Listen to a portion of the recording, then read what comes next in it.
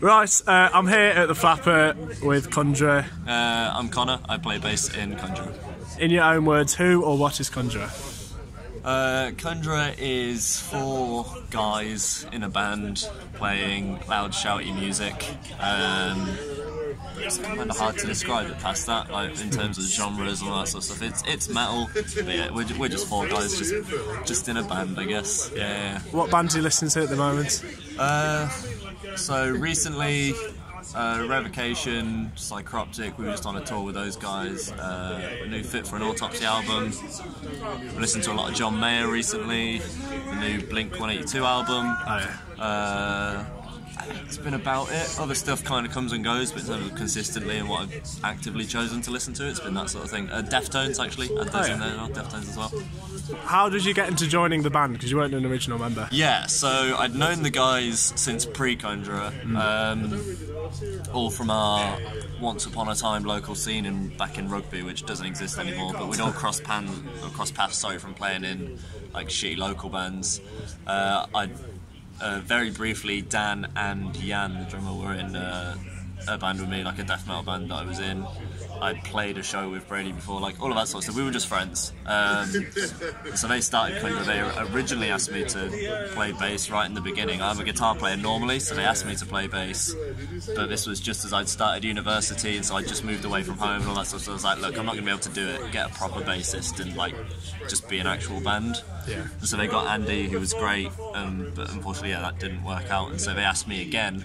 And luckily, this was just as I was finishing university and didn't have anything to do, and actually, you know, picked up a bass and played the songs. I was like, actually, no, this is cool. And so I just joined that way. And it was never going to be a guaranteed thing of like. I always was quietly confident I'd do well, but Brady was very much like, we'll take a view in a couple of months, see how it's going, and then touch wood, here we are 2.5 years later, it's still going well. So yeah, it was just, I've been friends with the guys for years. I used to go to shows and carry all their gear and shit for them for some reason anyway, and so now I carry my own shit as well as their shit. There you go. Fair play. What was the music scene like back in Rugby when you were starting out? It was up and down. So when I first started playing, it wasn't too great. Then we seemed to have like a good couple of years where it like had a like, I don't know, hit a real peak, and there were like gigs on regularly. Bigger bands were starting to come through, like so in that death metal band I mentioned, we somehow ended up supporting Aborted in our shitty local venue. It was crazy, like Skindred played there.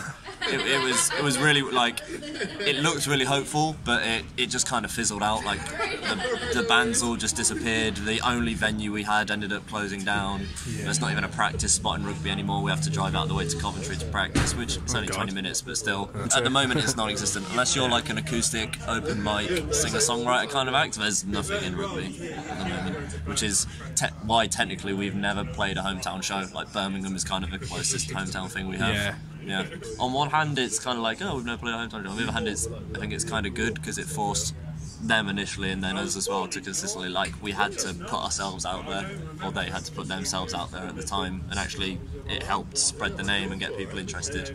Because the trap that a lot of local bands fall into is, yeah, they'll play their hometown every week for 2 months and then wonder why they're not getting anywhere. So everyone's seen you twice this month already. Yeah.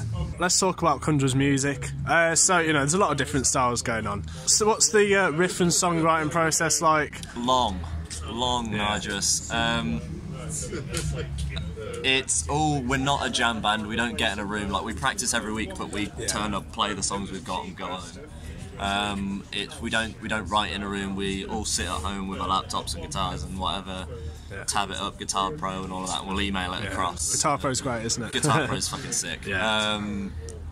And so yeah, everything gets kind of compiled that way, which is part of the reason it takes so long, because you'll spend a week, whatever, working on a part, tab it all up, you're really happy with it, you email it across and everyone else goes, nah, not feeling it. And it's like, cool, right, we're back to square one.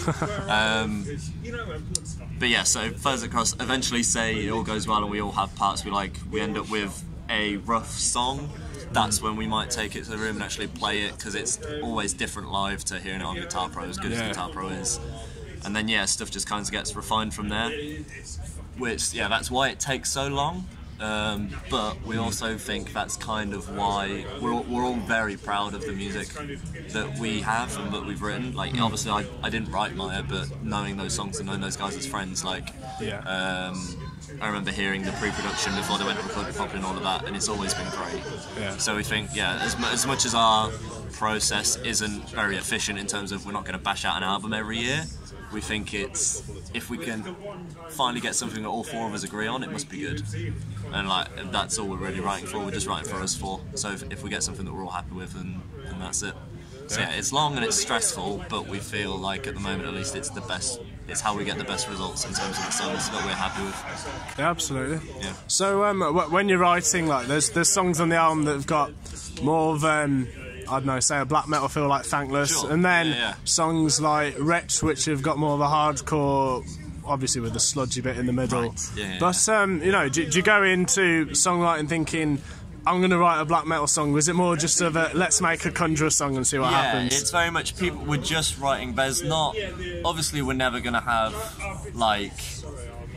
Oh, I guess I don't even want to say never, but I would be very surprised if we had like electronic influences and all that sort of stuff come in. So, but we don't actively say, no, we won't do this, or we can't do this, or we should do this, or whatever. It's very much people will write bits, what they want to write. Dan and Jan are the main songwriters, so say Dan writes a riff, say it happens to be a black metal styled riff or something like that, then that's kind of what we go over in the song, we go from there. But I remember Brady saying, when he was talking to someone about this, we don't write so much in thinking in terms of style, so we don't go, oh, we want a black metal section here. We just go, okay, this is where we go, let's try something fast, blast beats, double kick, that sort of thing. It's more about technique and the feel of the song rather than going, this is the sludge bit, this is the hardcore bit, this is the black metal bit. We don't piece it together like that. It just happens to be that we write, like you say, we write Conjurer songs, and it happens to be that within that, like you say, Wretches, hardcore, sludge, hardcore type stuff. Sure. Wretched initially wasn't even meant to have that sludge bit in the middle. Right. I think Dan was saying when they originally wrote it was meant to be like a quick, almost napalm death, 2 minute, fuck you, and get out there. But then they ended up turning it into a proper song, thank God. That's cool. Looking forward to the future, like, what can you tell us about what you might have planned for next year? We've got, let's see, there's not a huge amount we can talk about, mainly because it's all come across very recently. The plan was, so today is the last show of this tour, and that's meant to end the Maya album cycle, and the plan was to take Christmas off, and we were going to take next year off, like for maybe like festival season, that sort of thing, to try and write the second album, because like we've said, we're aware that it takes us a while and we need to actively work at it. Because another reason it takes so long for us to write is because we're always on tour. Yeah. But yeah, so the plan was to take it off.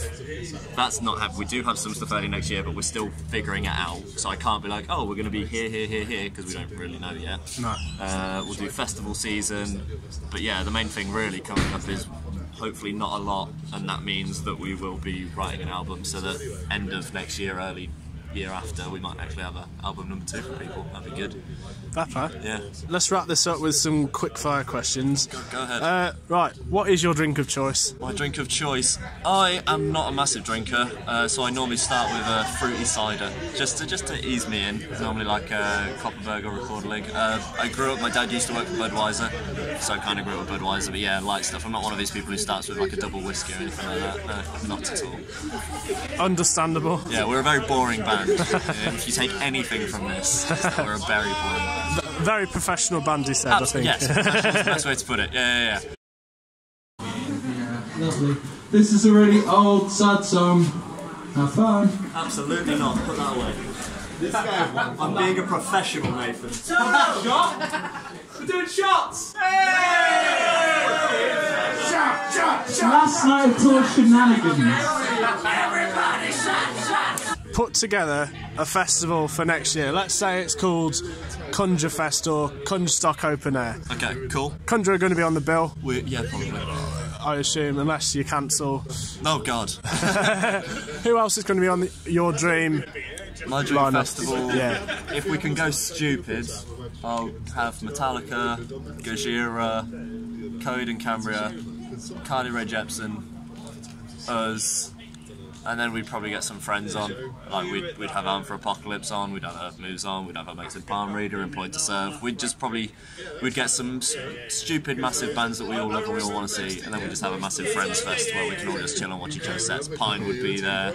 We'd then do the whole Kirsty's Metal Hands thing. It was sick. Yeah. That would be my dream festival. Just that's what festivals are kind of becoming for us. Like Arc Tangent, we just see all our friends, that sort of thing. Same with Bloodstock, same with Download. It's just a big hangout. I'd get early bird tickets for that one. Yeah, good. You would be more than welcome to them.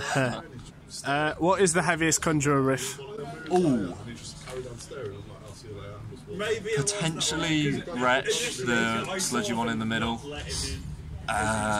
Potentially the one at the end of Hadel, the last one on the album. Oh yes, I think my vote would go to Frail, or the start of Hollow, especially live when you like slow it down. Hollow's good. There's fucking loads, and I can say that because I didn't write any of them. Choke, the kind of breakdown in Choke. Oh yeah, that's heavy. Yeah. There's lots. Dan writes good riffs, bless him. He does. What is one bit of advice you'd give yourself if you could go back a year and tell yourself about touring in America? Go for it. Like, so it was never a question that we would, but for the first tour in America we had to do, Jan had to quit his job. He ended up getting that job back and couldn't do the second American tour, so we had to get a fill-in drummer. That second American tour, I had to leave my job, which all of these things, when your band starts to, I'm not saying we're successful or made it by any means, but because compared to what we expected, we've done so much more. We never expected any of this to happen so soon. I didn't expect to have to leave my job so soon and all of that. So if I could tell myself a year ago, look, this is going to happen, but it's okay. Like, just go for it. That's effectively what we're all about at the moment. It's like, we're all early to mid-20s. We don't have families. We don't have long set careers in place. So we're just going to go for it and see what happens. So I basically just reaffirmed that with me a year ago. Be like, look, you little prick, just do it. Obviously, you said earlier you're a guitar player first, but who is your favourite bassist? Oh, tricky. Because, being a guitarist for, like 14, 15 years and picking up bass purely to playing Conjurer, I've always looked at bass slightly differently. I always really liked Alex Webster from Cannibal Corpse, Nolly at the time from Periphery, Troy Sanders from Mastodon's cool, Jason Newsted. Yeah. It is a really weird one. I should be able to answer this question better, considering I'm now, I guess, technically a bassist. But yeah, it's always kind of been tricky. I like bassists who don't just hit the open notes. You know? Yeah. I've grown to appreciate it more, and if anything, I enjoy the whole live performance and the headbanging aspect of it. And so, with bass being quote unquote a little simpler and easier to play than guitar, it actually does allow me to do that more easily. So I enjoy playing bass in Conjurer. I don't touch my bass at all when I'm at home. It stays in its case, and I might play my guitar and that sort of thing. But I do really enjoy playing bass. Curry or Chinese? We literally just had a Chinese, so Chinese. That's fair enough. Right, any last words for your Conjurer fans anyway? Thank you. This tour's been fucking incredible. Anyone who came out to a show, anyone who couldn't make it to a show because they all fucking sold out, which was crazy. This has been like our first proper headline tour. But even if you didn't come to the tour, even if you've ever bought a bit of merch, seen us at a festival, anything like that, just thank you, really. Like I was saying earlier, this is way further than we ever expected this band to get, and it's very much living a dream, as cliche and cheesy as that is, so nothing to say but thank you. Yeah. Amazing. Well, thank you for your time, Conor. Thank you very much. And I hope the set goes well. Cool, thank you. Cheers, mate.